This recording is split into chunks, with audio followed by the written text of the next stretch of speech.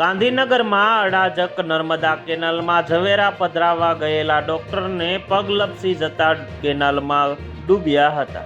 સાથે તેમની પુત્રી હતી. તેમને બૂમાબૂમ કરતા આસપાસના સ્થાનિકો દોડી આવ્યા હતા. માસૂમ દીકરીના સામે જ પિતાનું મોત થયું છે. દીકરી પિતાને બચાવવા રિક્ષા ચાલકની મદદ માંગી હતી.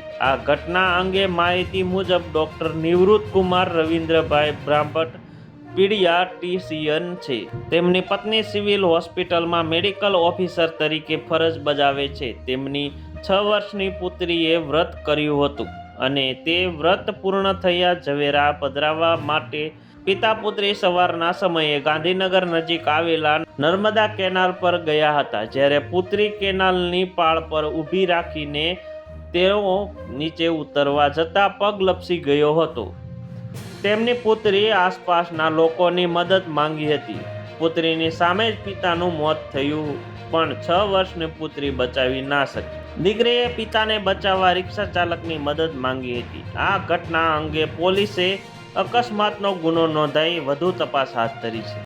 જો તમને અમારો વિડીયો સારો લાગ્યો હોય તો લાઈક કરી દેજો, શેર કરી દેજો અને સબસ્ક્રાઈબ કરવાનું ભૂલતા નહીં, જેથી કરીને અમારા નવા વિડીયોની તમને નોટિફિકેશન મળતી રહે.